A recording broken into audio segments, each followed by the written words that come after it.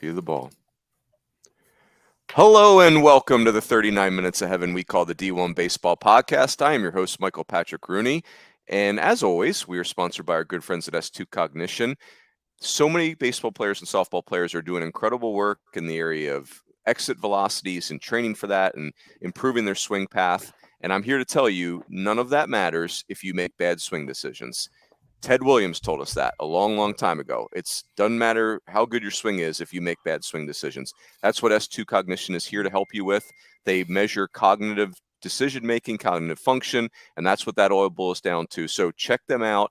They do an assessment where you can find out where you stand. They can help you design a plan of attack for improving your swing decisions. So again, get on their website. The key term is an assessment, but really appreciate the support and the partnership with the guys at S2. As always, I am joined by the great Kendall J. Rogers and our favorite New England transplanter, and then the great Aaron J. Fitt, sporting the Fitty Barrels hat, which cannot be purchased anywhere on planet Earth. For some reason, Stephen Schock manufactured one of that hat and only one. Can't figure that out. Kendall, could you please tell us how the trip to Maine was, please? It was outstanding. I consider Maine like the East, like the Oregon of the East Coast. It's one of those places like you always, like you go there, and your expectations are pretty low, and then you go there and it like shatters your expectations a little bit. I feel like. Oh, that was a veiled shot. Listen, we have this conversation ever since Kendall discovered Maine. It's like, oh, I didn't expect anything. And it's like, holy crap, this place was pretty good. It's like, whose expectations are low? The state is called vacation land, for Pete's sake. Like, yeah, I feel like if you're under 70, your expectations are pretty low if you haven't been to Maine. I feel like if you're from 70 Texas, years of age. I got you. You're from Texas and you don't understand that there's life beyond your state borders. I'm sorry that the world revolves around our state. My apologies. Yeah, the Republic. Well, Sam Houston is rolling in his grave at your comments. Yeah, Fitzy. Now, I have, in all fairness, like Kendall and his family, the great Rogers clan, they, they leave the state, they leave the Republic, they go vacation in your homeland. So I think, just to in the spirit of good companionship, you need to do something Texan. I mean, the Rogers family, Maine's part of their year. And so what are you going to do? Are you going to buy cowboy boots? Or are you going to wear a cowboy hat? I'll go visit Kendall and sweat in 130-degree heat for the next 2 months. That'd be awesome. Hashtag Texas. Fitzy, you should only buy beef jerky from the state of Texas. Maybe that's a concession that you could make. Hey, we were in Boston as well. So we were actually at the home of Aaron Fitt. Well, the area at least. I will say this, in the interest of reaching across the aisle, I'm excited about the D1Baseball convention and cut and shoot next year. Fired up for that.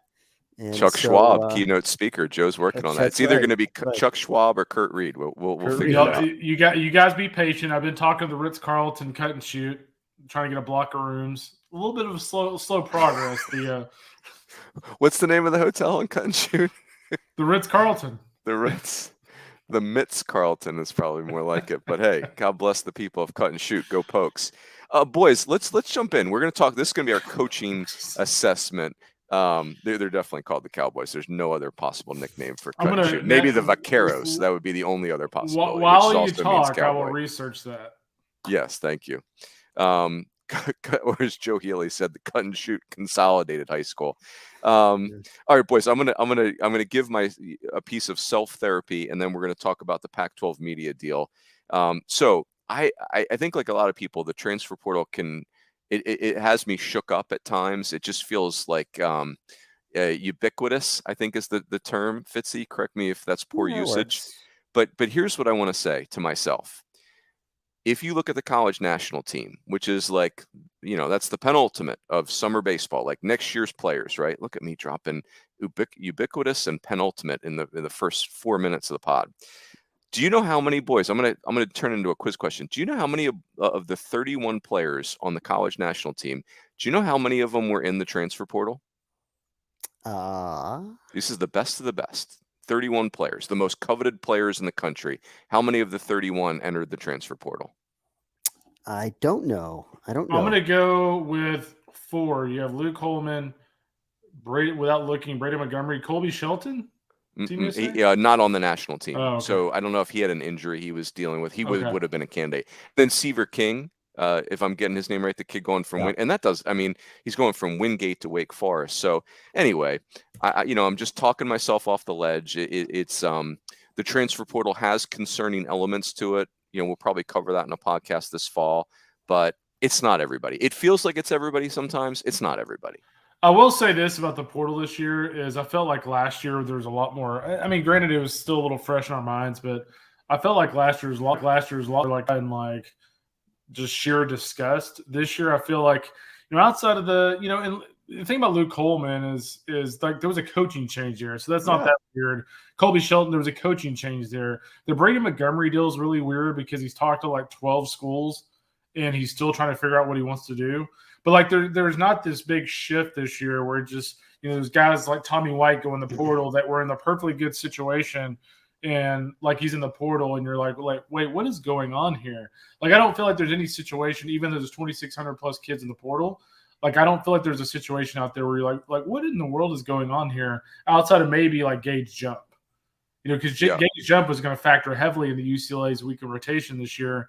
And obviously he's headed to Baton Rouge. Maybe that'd be about the only one that you look at and go, that's a little different. But the rest of them, you can see the reason why some things are going on.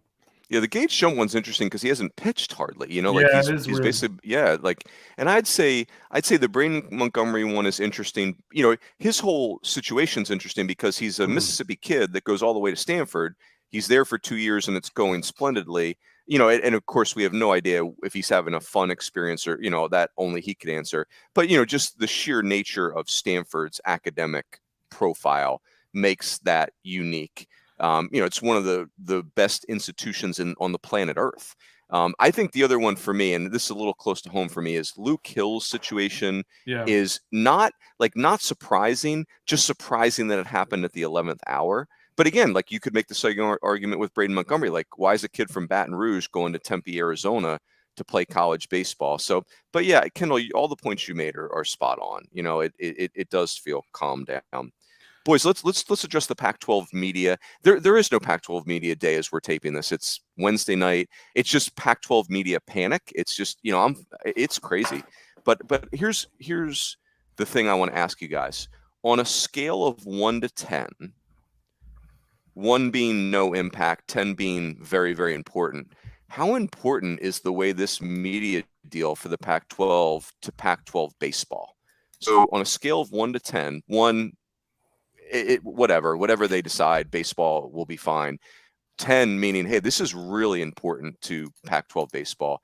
Is the content, the structure of this deal? Well, it seems to me, Runes, that and I have not followed this as closely as you guys have, but it feels like this is an existential crisis for the Pac-12. Good and word. So, by which I mean, like, if they screw this up, there might not be a Pac-12 before too long. I mean, if these teams are going to start jumping ship, and that means, yes, baseball, even though it's not driving this, of course not, it will be affected in a big way. So I think it's 9 out of 10. It's huge. Yeah, it's huge. Well, it's huge, and the fact that the Big Ten is now meeting about Oregon and Washington is also big. So I mean, Oregon's the biggest brand in football. Obviously, Was has those guys head the right direction in baseball. Washington is obviously a major media market for that conference. And they're already losing the 2 Los Angeles schools. So, and let's just say the Arizona schools go to the Big 12. I mean, if you're the Pac-12, it's slim pickings, because the problem is like the Bay Area, you might still keep Cal and Stanford, but like for the most part, the Bay Area doesn't care about Cal and Stanford. I mean, that's such a huge area, and they're Stanford's alumni base is so small in that area that like. That doesn't really move the needle. So I think the Pac-12 could be on borrowed time if Oregon and Washington leave, because I think at that point, and by the way, Arizona and Arizona State's Board of Regents, my understanding is the Board of Trustees in Arizona actually run both universities. They're meeting tomorrow night to discuss realignment, and if they bolt to the Big 12, this conference as it stands is over. They're probably going to go add San Diego State, Fresno State, hopefully keep Utah and see if they can kind of keep things together. But, Arizona State and Arizona is a really interesting one for me, honestly, guys, from a baseball perspective, because I really think if they move to the Big 12, you can make a very serious argument that this will end up being the second best conference in college baseball. And controversially, I mean, here are the programs that would be in this conference: Arizona State, Arizona, Houston, Texas Tech, Oklahoma State, TCU, UCF. And then you throw West Virginia and Baylor in the mix. I mean, that's 7 or 8, pretty good programs, to say the least. With a lot of potential there with UCF, and obviously Maisie and those guys have done a great job with West Virginia. So the Big 12 for me, from a baseball perspective, that's the storyline for me, because that conference, even without Texas and OU, could actually end up being better. It's just the part that, I love the word you use, Fitzy, existential crisis. I've read somebody also use that word, and that's exactly what it is. Think about this, boys. California is the most populous state in our country. Mm-hmm. And that coast is about to be irrelevant in college sports. The schools in the most populous state in our country are having to travel the country to join other leagues. This is crazy town. But I will say this, boys, even if the Pac-12 gets this incredible deal and everybody stays, for baseball, they have the single worst television situation, by a wide margin. And that's a problem. I mean, the Montgomery family, they send their son across the country and they can barely watch him play. It's so fascinating because when the Pac-12 network came on, they actually did a great job with their linear broadcasts. They were very high quality, but no one could see them. And because they spent all the time, all the money on the linear, their streaming is god-awful. It is heinous. Because, we've talked about this off air. You watch a Big 12 game or an ACC network game or an SEC network game on ESPN Plus, and it's quality. I mean, it's really quality. And then, I go watch a Pac-12 game and I need a barf bag. It's just gross. And so anyway, whatever the barf bag. Oh, seriously. Well, and here's the other thing too. I kind of feel like when realignment gets fired up, I think a lot of schools around the country and a lot of border regions around the country that otherwise were status quo, they kind of feel like, hey, here's our moment. All these other schools are moving. Let's make our move too. I mean, Florida State's the best example, guys. Today Florida State's Board of Regents met and actually came out and said unless the ACC blows them away with a new television deal, they're going to be looking to leave in the next year. And so, I mean, they kind of put all their chips on the table.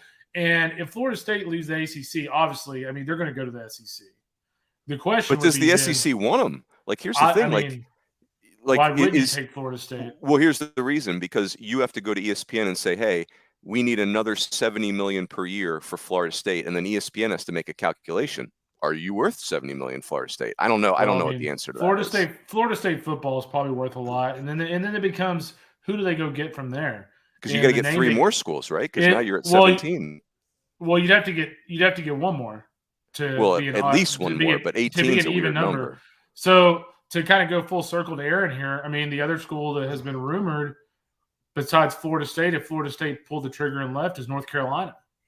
If the SEC is trying to get one more school, North Carolina is the school they talked about. And if North Carolina makes that move, I bet Duke goes to the Big Ten.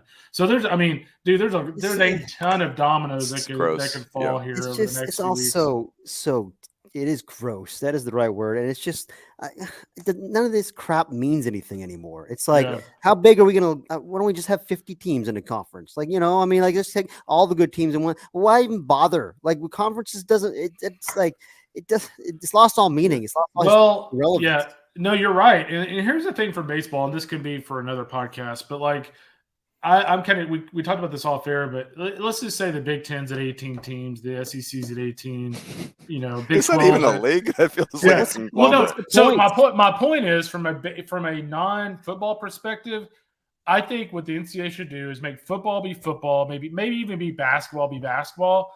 But outside of that, and quote unquote non-revenue sports, how about we just put together leagues that actually make some damn sense? Second, yes, Kendall for NCAA outside of these big money leagues. Because I mean, here's the thing: it is the easiest pitch in the world, and the problem you run into here is it would never happen because the SEC is going to be like, why in the hell would we agree to that? Like, we've got the most powerful brand in college baseball and like college softball by a wide margin. Why would we agree to that? But the way I look at it is the pitch is easy for me.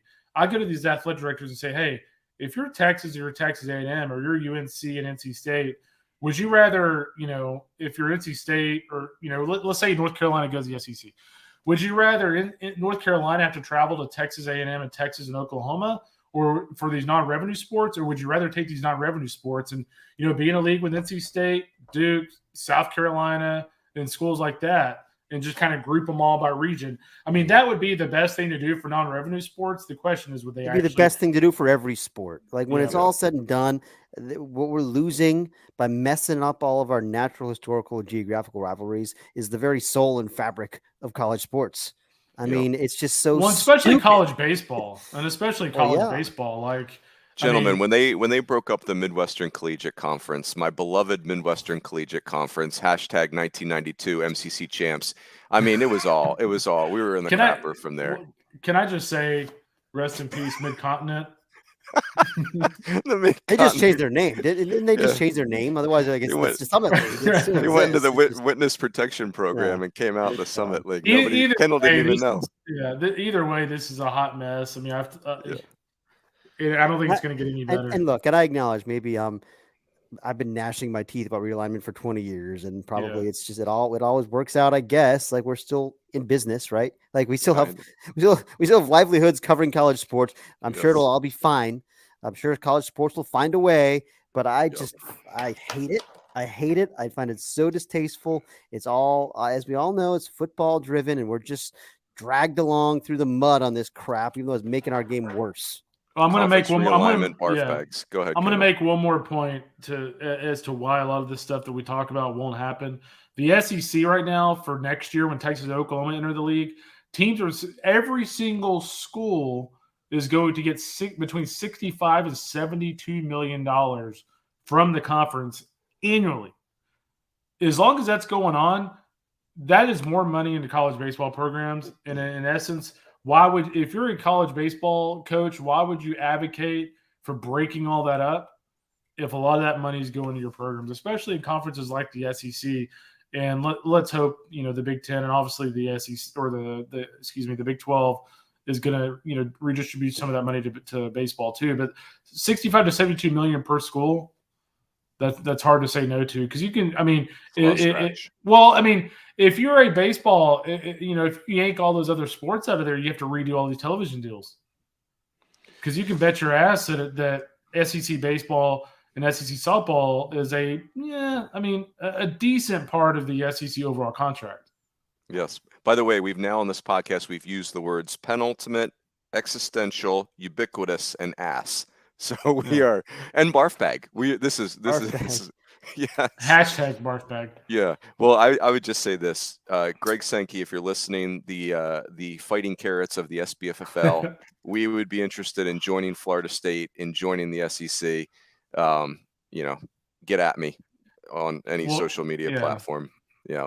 Boys, here's the transition.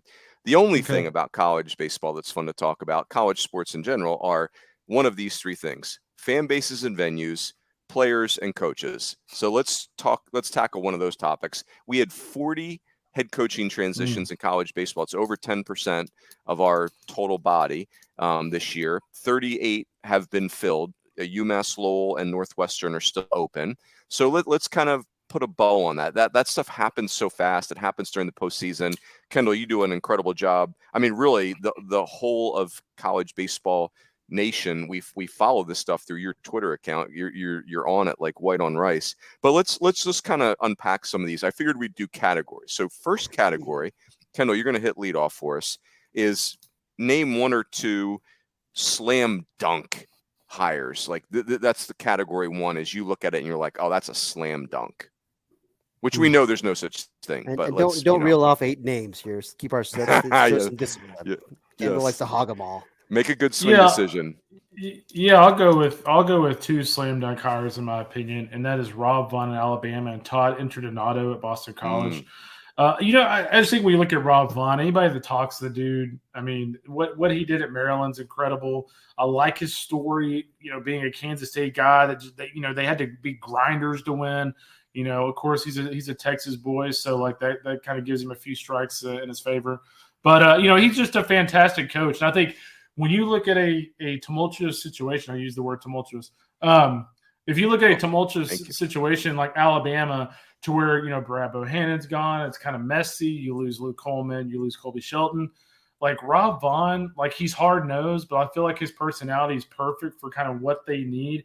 And also give kudos to Alabama for actually for once paying for a baseball coach. It sounds like he's going to make north of $800,000 a year. So Alabama making a commitment. I think Rob Vaughn's done a phenomenal job during his time at Maryland. And then Todd Interdonato, for someone who doesn't know Todd Interdonato at all, you look at his resume and go, Wofford has Southern ties. Okay, that's kind of a weird hire. But when you look at what he's done at Wofford, and Aaron's seen these guys up close out there in the Carolinas, but it's incredible, guys. I mean, you're talking about a dude who's won like 35 plus games or in a year, like 6 out of 9 seasons at freaking Wofford. And awesome. they flirted with 40. I think did they win 40 wins this year? Yeah, I think they won 40 games this year. And I mean, they could have very easily made the postseason last year. So I just think he's one of those guys, a lot like Rob Vaughn. When you talk to him, it's like this dude absolutely gets it. And I think with Mike Gambino gone, I think he's the perfect kind of coach for Boston College. Because the fact of the matter is, when you're BC, you have to you can recruit that area, but you have to kind of think outside the box. You have to go outside of that area and go get some kids that maybe you get on early, like maybe North Carolina and schools like that aren't on as early. And he's one of those guys that can get them a little further south than maybe they were with Mike Gambino. I like it. Fitzy, you can go duplication too. Like feel free to. They don't all have to be original answers. Yeah, I mean, obviously those are 2 dynamite answers, which I certainly wholeheartedly second both of them. But rather than repeat the ground here, I'll give you two different names. Christian Ostrander, please, at Southern Miss was just automatic, no brainer. I mean, as good a pitching coach as there is in the country. He's been on some lists in recent years of so when major SEC pitching coach jobs comes up and things like that, and naturally his name comes up. But I think it was clear that he was the heir apparent to Scott Berry, who retired after a great run this year. And I mean, this guy's he's experienced. He's a rock star. I mean, it's just a no brainer, fantastic hire. And then I think Cincinnati getting Jordan Bischel to me jumps out. That's a neat hire. It's a guy that really turned Central Michigan into just a real formidable power in the MAC and a team that could cause trouble in regionals. And I think their style of play is so much fun. That the culture, I know it's not for everybody. Some of the stuff they do, it's a very distinct, super high energy kind of. It's kind of like how Internato has a very the style of program that they run is so unique. I think you need that if you're going to go to a place like Cincinnati now, heading into a new conference, a bigger conference. The way to distinguish yourself is to play with absurd energy and hyper kind of aggressive baseball, and just I love it. I think it's a really neat fit, and I see him winning pretty big there. Yeah, that's a great one. Yeah, that was top of mind for me. And you're right, Fitzy. Like, you're preparing for Jordan Bischel's teams. It's uncomfortable. They're so unique. They're hard to get ready for. I'll give you guys. I'm gonna just do one, and we'll save some other ones. Give me Brian Smiley going to Miami of Ohio. Like Indiana State. It's easy to get swept up in thinking that they were a one-hit wonder when they weren't. They've been in regionals 3 of the last 4 years. This team was just special. They had the middle infielders from Latin America, and Brian Smiley, by all accounts, was kind of like, Mitch Hannes gave Brian Smiley a lot of rope to just be creative in recruiting, and it was genius. It just absolutely genius. So, I think Brian Smiley going to Miami, Ohio, that one, I didn't see it coming, and really, really good. So, Ken, let's go to category 2, which is intriguing. Ones that really piqued your interest at a high level. Yeah, I'll tell you what. I have no idea what to expect from Wes Johnson at Georgia. I got to be honest. I mean, that was a Good. really interesting hire. I think when you look at some of the names that were rumored to be in the mix for that job, obviously it sounds like they were very close to nailing down a deal with Justin Hare. That obviously kind of went sideways. I don't know all the details of that, but they didn't land Justin Hare. They went back to the drawing board. They hired Wes Johnson, and the thing that's really interesting about Wes, he's always been an excellent pitching coach. He's one of the best guys in the business, but he's always kind of been one of those guys that's, a little bit behind the scenes. And I just really wonder how he flourishes as a head coach, with that kind of personality at a place like Georgia. Because the thing about Georgia is you've got Tony Vitello up at Tennessee. Obviously, Kingston, those guys did a really nice job at, South Carolina last year. Ole Miss and Mississippi State, they'll consistently be in the mix. You got Sully to the south. Those are a lot of dynamic personalities. And so I'd just be very interested to see, just how Wes Johnson does. I have that is one of those that, if you had me predict it, I would just say I'm not going to, because I honestly have no idea what to expect on that one. Yeah, what you said, Kendall, spot on. He really is kind of he's famous as a pitching coach, but to view him as a head coach is you have to really change your prism. And I would say, first of all, the Georgia job, if it was as easy as everyone thinks, we wouldn't be talking about their new head coach, right? Scott Strickland, very competent college baseball coach. And so it's not an easy job. It's not as easy as it's perceived for all the reasons you mentioned. The thing, first of all, I like the staff that Wes Johnson put together right away. Josh Simpson is really interesting, and Will Coggin and Brock Bennett. I mean, that's a great start. And I also like that Wes Johnson coached for some really elite head coaches. I mean, Dan Hefner, Dave Van Horn, Jay Johnson, John Cohen, coached in the big league. So this dude has seen what success looks like. Now, whether you can parallel that to Georgia, we'll see. But yeah, that's a good answer. Fitzy, what's one that's intriguing for you? I'm going to go with Donegal Fergus to Loyola Marymount. A guy that I just think is I think he's a winner, and I like his style. It's a place where you can win, but it's hard to win consistently, I think, just because of the, all those programs out there. It's not cheap to go there. And, it's not like you're looking at serious NIL money or any kind of, serious institutional aid, private school in Los Angeles. I think it's hard to win year after year. And so I'm intrigued to see if he can do that, because he's won at UCSB, he's won at Washington. He's been a really good assistant, and I'm excited to see what he can do as a head coach in Southern California. Oh, I love that. You know what I'm going to go with? I'm going to go with because he's great. Ferg is great, right? It's if anybody can do great things at LMU, it's him. And they have good history. They've been good. They've been one of the better teams in that league. I'm going to go with Carrick Jackson at Mizzou. I'm just super intrigued by that. I love that he's bringing Coach Jameson back. He's certainly well connected. He did a great job recruiting at Mizzou when he was there under Coach Jay. So we all know that Mizzou is really swimming upstream in that league. Right, that is as difficult of an assignment as there is in college baseball. But again, it's kind of like one of those things where if anybody could pull it off, I like Carrick. I think he's a creative thinker. The thing I like very much too, besides bringing Coach Jay back, who's an incredible pitching coach, is Carrick is very well aware of the challenges of recruiting to Missouri in the modern SEC. He lived it, so he's not going in there with any rose-colored glasses on. He knows exactly what he signed up for.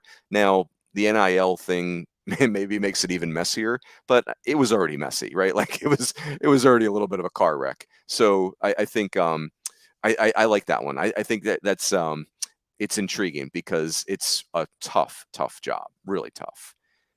Category 3, Kendall, what about surprise? What was one that you scooped it and you're like, whoa, didn't see that coming?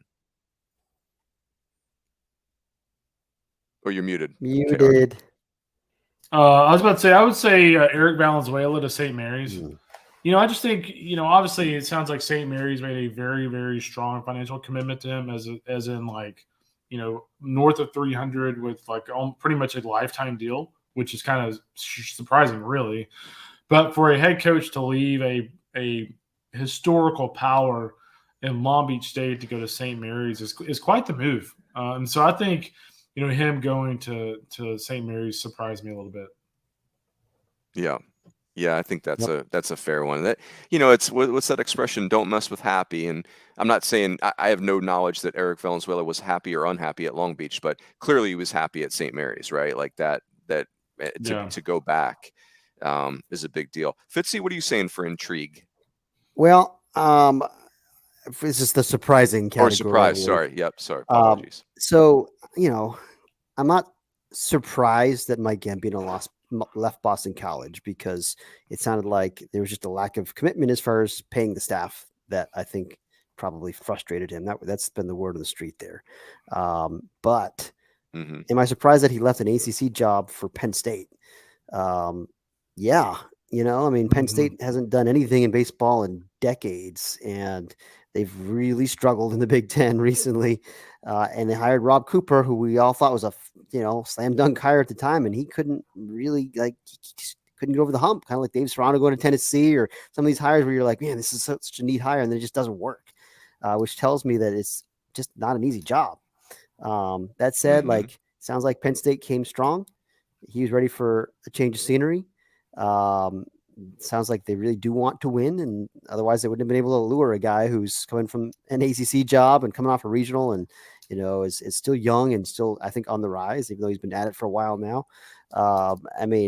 It's a neat hire. It's a great hire for Penn State, clearly, but not one that I saw coming. I thought if he left, it would be for, a job that you would regard as a step up, whereas this is a job that is a major rebuilding process. It's not like you've got a foundation of winning to draw upon a few years ago. They haven't won in decades. So it's just a strange move, but I get it. I get that it's a credit to Penn State's administration that apparently they really want to invest here, but it's an interesting one.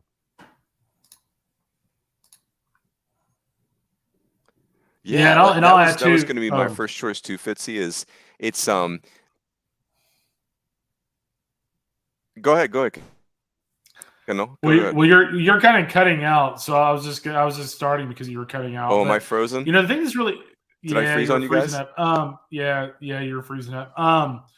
The thing I was going to say about Penn State is, like, Pat Kraft, their athletic director, has made a very strong commitment to baseball, as Aaron alluded to with the salaries thing. But let's not forget. This was a school that actually went to Omaha, met with Bill Salento, met with Corey Muscara, and from what I understand, if it wasn't for family reasons, they would have had a very, very good shot of landing Corey Muscara. So whatever they're doing there in terms of their presentation and the changes that they're willing to make as a program in terms of financial commitment, it is very significant. So that's a credit to Pat Kraft.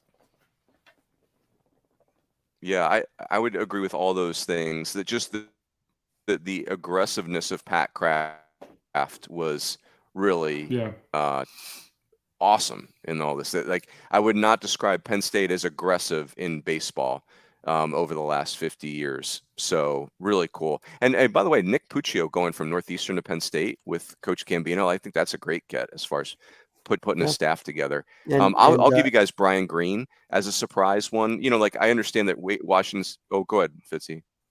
Wow, yeah, your lag is significant here. I was just saying Scott Loizo. Oh, am I losing you guys again? It's just lag. It's just a lot of lag. Well, that's all right. We'll make it work, Runes. Scott Loizo from Southern New Hampshire I think was a neat hire for Gambino. He's the pitching guy, right? Yes, I believe so. Yeah. Oh boy. We got the black box of death on the Runes. Show my camera down, see if that doesn't. Yeah, the other really thing. No, go ahead. Oh, Runes. no, I did it on purpose to try and save bandwidth. Oh, okay. Runes, go ahead. I was going to say Brian Green was my surprise one, just because like West. I view him as a West Coast guy.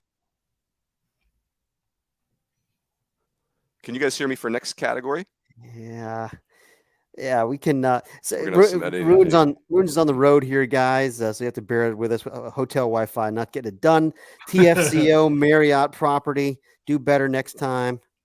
Can I give a 3D chess player award for the coaching carousel? Why not? How about Matt Reiser? Matt Reiser was the longtime head coach at Southeastern Louisiana. Obviously did a pretty good job there. They didn't have a great year last year, but, gets let go at Southeastern and actually ends up getting a better job with more pay in a better conference at Memphis. I thought that was really interesting. Yeah. I agree. I thought that was, I think I tweeted after, he got let go down there at Southeastern, like, man, like, I think this guy's really good. I get it. You got to win. And they were in the regional last year. I know they hadn't had a great season and they got hot in the tournament. But anyway, I thought it was strange that they made a move there, and I think that is savvy for Memphis. Our last category, and we're going to do it without the runes, was just a job where you love the fit, the particular fit here. And I've got two for this, Coach Rogers. All right. Matt Swope at Maryland. He's a Maryland lifer. Hey, we got the runes back. You're looking a lot clearer right now. I like this. Good. What terrible hotel should we put on blast, by the way? Yeah, Courtyard. Be better, Courtyard. Come on now. Team Hilton. Come on. You didn't splurge for the enhanced internet, did you? I did, but it's I'm switching between that and a hotspot. We're trying to be scrappy right now. Yeah. Internet scrappy. Have you guys done your favorite fits? Yeah, we're working on that now. So I've got Matt Swope at Maryland, just a guy who's been around and has kind of apprenticed there under the multiple staffs now and is just ready. I think he's ready to be the guy. He's just got a great demeanor and a presence about him. I think he'll step in and, fill in for Coach Vaughn very well. And then the same thing goes for JJ Edwards down at Wofford. That's kind of the guy who, along with Todd Donato, was kind of the co-architect of that fast break style that they play, all those stolen bases. That's become kind of a hallmark of their program. They lead the nation in steals almost every year, or at least their top three. And he's a big part of that. I think he's a great offensive teacher, and they run that system. And I think they can keep that system rolling even without Internato, because Edwards was just as big a part of it, really. So that was a logical no-brainer promotion there at Wofford. Kendall, did you do you love the fit yet? For my, I love the fit. I'm going to go with Jake Sable at Central Michigan. Obviously, as Aaron pointed out, the Jordan Bischel formula worked. So what do? You go hire one of Jordan Bischel's former assistants who, when he took over the Northwood program in the Division II ranks from Jordan Bischel, all he did is continue to win at a very high level. So I think Central Michigan looked at that situation and said, you know what? If the lightning struck once, I think it's going to strike twice. So I think that's the one for me. Yeah, no question. I wouldn't mess with that at all. That's well done. So love the fit. I'm gonna go Mick Aoki. The Aoki, I should say, where he's very academic background. He's going to go to Richmond, and I love that he's from Davidson. He went to Boston College. The Morehead State was interesting for him, but they won the league last year. Like, that was great. And now headed to Richmond, just feels like a perfect fit for him. That whole staff, like all those Notre Dame connections, Chuck Restano going to Navy, Rich Wallace going to UCF. Those guys are all kind of in that same circle, and really cool jobs for all of them. Hey, let's do the last one. Fitzy, you can bat lead off here. Just go potluck. What's another job that we haven't mentioned that you saw and you're like, man, I like that one. That's cool. Let's see. I think Sean Cole is a neat hire at San Diego State. I just think he's a sharp baseball guy, who's got a neat track record, at Arizona, and he was at youth team with USA for a while, and he was at San Diego State as a pitching coach, and now he takes over as the head guy. And I just think that his experiences have prepared him well. I think he's, again, got really good presence about him and a sharp baseball mind, and curious to see what he can do out there at Tony Gwynn Stadium. Love it. Kendall, go potluck. Ooh, so many options here. Yeah, there's a lot of good ones out there. I'll tell you that I'll give you a guy that I really am curious to see how he does at a place with a little bit less pressure. Is Steve Beazer. He was a guy that was a really good mid-major head coach. Had won some at Missouri, obviously did not win anywhere near enough. But if you go look at Jacksonville State's facilities, I'm not even joking. they're better than Missouri's. Like, it's not even close if you go look at their ballpark versus Missouri. So I think when you look at this, the young and energetic staff that he put together, the fact he's in a more comfortable spot, he's in a spot where he's used to winning. I think that's a hire that in 3 or 4 years you can look back and say, man, that was a really interesting and, by the way, good hire for Jacksonville State in that conference. And you're not kidding. Their facility is gorgeous. Just it's beautiful. Stunning. Yeah, really cool. Yeah, I mean, it's way better than Missouri's. Yep. I'll give you guys a couple to wrap with. Like, JD Arteaga getting a chance at Miami is just really interesting, like, and he's bringing Rob Cooper down to be their director of, I think, player personnel. And it'll just be very interesting. I mean, JD is, like, Miami is in his veins, like he's been there for all of it. Jake Angier going from Oregon to New Mexico State. And even though New Mexico State's been a little down recently, like they've had some really high highs, and he's really talented. Joe Mercadante, I think, is going to North Florida. Is that right, Kendall? Yeah. And he's a Florida guy. I thought those guys did a great job. Have been doing a great job at Pitt.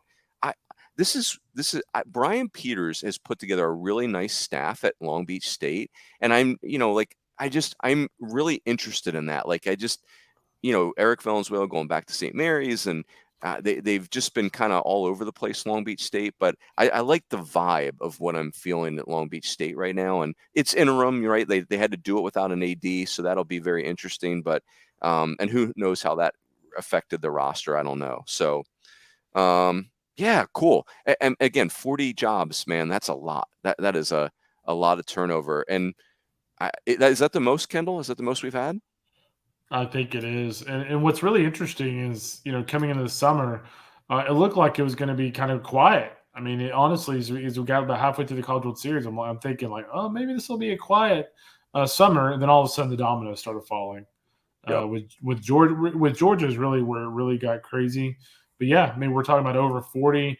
I want to say I had it up earlier today.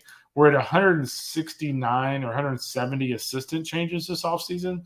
So yeah, it's been a pretty busy year on the coaching change circuit. When you can't even count on Tony Rossi to still be the coach at Siena, there's going to be chaos. I mean, the ultimate saint, if you will. Might have been the first saint. Was he the first person to wear a Siena baseball uniform? Can I tell you something though? Like, speaking of Siena, I was talking to Alex Drasinski when I was trying to confirm that they were hiring him, and that guy was ultra impressive. Nice. Like, I have no idea how he's going to do there, but what a really impressive guy he was. He certainly has a vision. I think he said like his entire family went to Siena or something. So he's got really strong ties at school and has a lot of passion for that school. I love it. Yeah, there's a lot of new faces in these hires that I'm encouraged. I'm excited to get to know guys that are, have kind of been behind the scenes. By the way, gentlemen, like a lot of the pundits coming in this podcast, they heard Joe Healy wasn't going to be here, and they said the vocab's going to be weak, sentence structure is going to be questionable, and again, tumultuous, penultimate, ubiquitous, existential, ass. Barf bag. I mean, we really just hit for the cycle tonight, Fitzy. You know what I mean? You brought the hat, and we brought the ruckus. Well, they've always called Texas A&M University the Harvard of the South. So many people are saying yes. Many people in Maine. I'm just impressed with. Also hashtag remember the Maine. Next time you plan on a vacation, remember the state of Maine. Yeah, it's pretty. It's got a little bit of green.